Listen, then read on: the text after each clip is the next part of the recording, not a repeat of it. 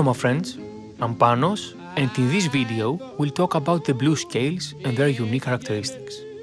Don't grab your guitar just yet. Today we'll prepare the ground for the lessons to come. So, as you may know, the blues appeared roughly in the late 19th century in the United States, most likely in the south region of the country, where most African Americans lived and worked in cotton farms. Hundreds of years of cultural exchange and socioeconomic pressures among many cultures sculptured the characteristics of the melodies, the harmony, the form, the lyrics of this music. Regarding the blues scales, they embody characteristics of many traditions. Although it's difficult to determine their exact origin, it seems that many of the civilizations that lived alongside the African Americans in the distant past or in the recent history influenced their musical expression. It is known that during slavery, African Americans kept some of their African traditions alive, despite the oppression from their white masters, especially in the South. It is also well documented that after the 18th century, they were familiar with pop and folk white music and the European instruments such as the violin, and later piano, acoustic guitar, brass instruments, etc.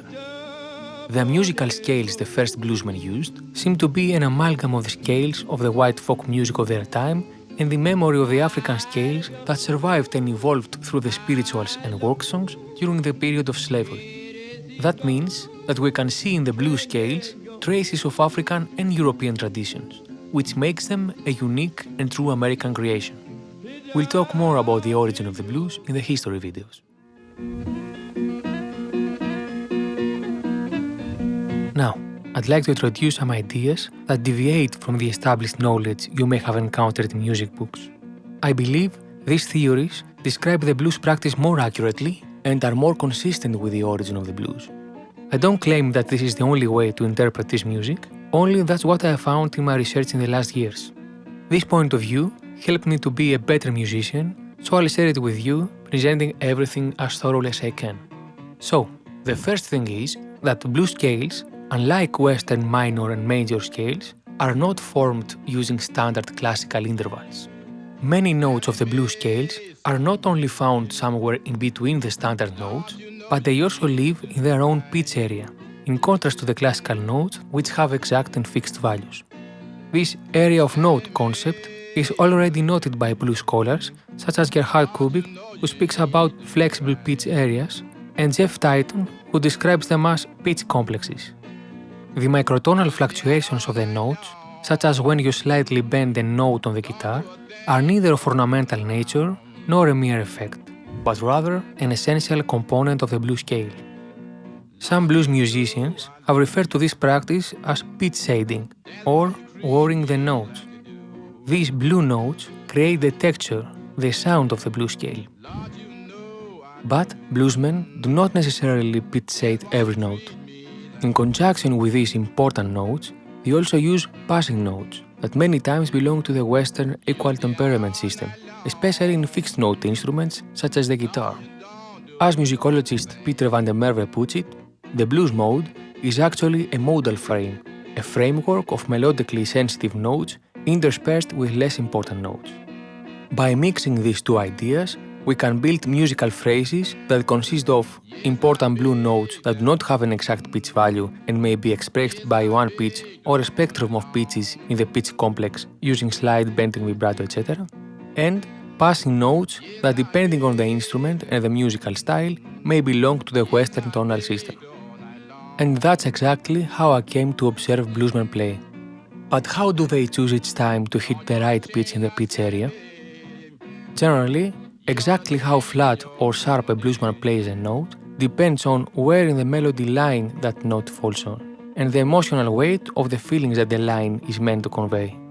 Sometimes it may also depend on the chord progression underneath the melody and the overall blues texture he wants to create.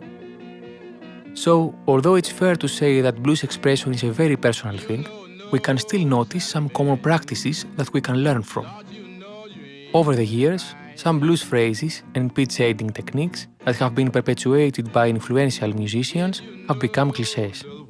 That's a very good place for us to start our introduction to the blue notes until we get accustomed to this musical language and find our own accent.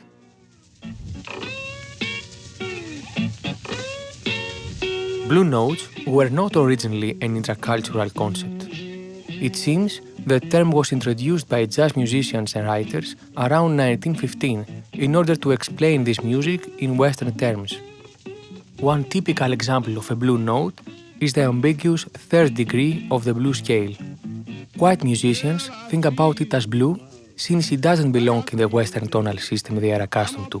But in reality, this in-between note is the actual note, and there is nothing special about it from the bluesman's perspective.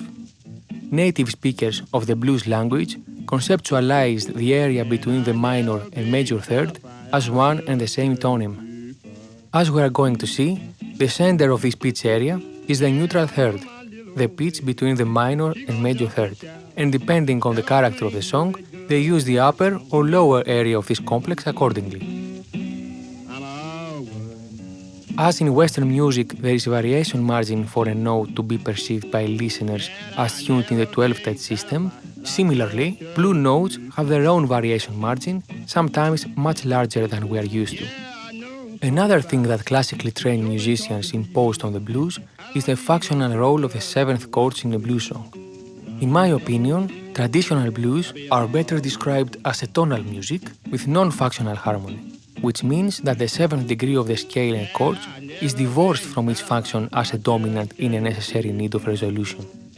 Of course, sometimes it can play that role, and many have used that concept, but in general, the seventh chords used in the blues are not dominant chords, and Mixolydian mode is not the go-to scale. Generally speaking, a characteristic feature of the blues is the independence of melody and accompaniment. These inconceivable for the Western standards concepts led, in my opinion, to the oversimplification of the blues scales and their demotion to simple minor or major pentatonics, the scales we all learn to play as beginners. For example, we all have heard that over a standard blues with major chords, we can use the famous minor pentatonic scale. Well, that's what we all at first try to do, and in my opinion, there's nothing blue about it. We sound like a French trying to speak Chinese. He may say the words, but the pronunciation gives him away. What's missing in this classical pentatonic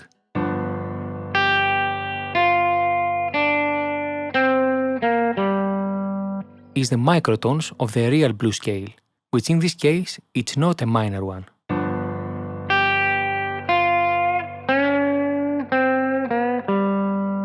This scale is something more like a neutral third scale, which, depending on the character of the song and the accompaniment, can give a majorish or minorish texture.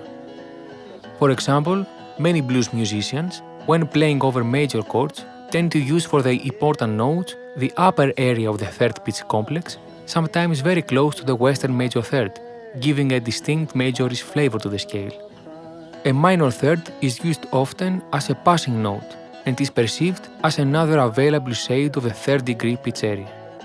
In my opinion, this majorish scale should be seen as a different scale from the minor pentatonic being used in European minor songs. Likewise, all the degrees of the blues scales, as we'll see, are being pronounced in their own flexible way.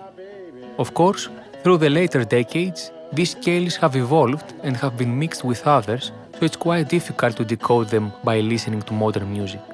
Some of these traits may even have disappeared in various otherwise black genres. Some of this stuff, such as the nature of the third degree of the blues scale, are known to scholars, but are not widely incorporated into the teaching of American music. Luckily, bluesmen still learn this music by listening to the records of the blues masters, hopefully capturing all the specificities of this style. That's what we are going to do in the following videos, where I will expand on these topics using examples for each note of the scales.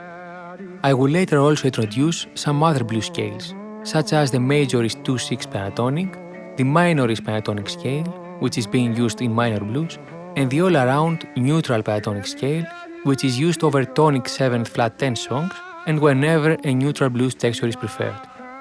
I have made this distinction among scales with slightly different shades of the third degree, mainly for pedagogical purposes, rather than because that's how all bluesmen think.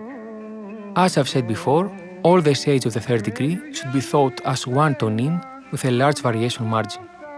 I believe, though, that it's better for someone to develop an ear sensitive enough to identify each shade and use them to his taste in each harmonic and melodic environment. Hopefully, this analysis will give you a fresh perspective when studying the blues and make you aware of the microtonal nuances in the playing of our guitar heroes. Besides, this is where some of the feeling of the blues hides. Keep in touch. I'll never get out.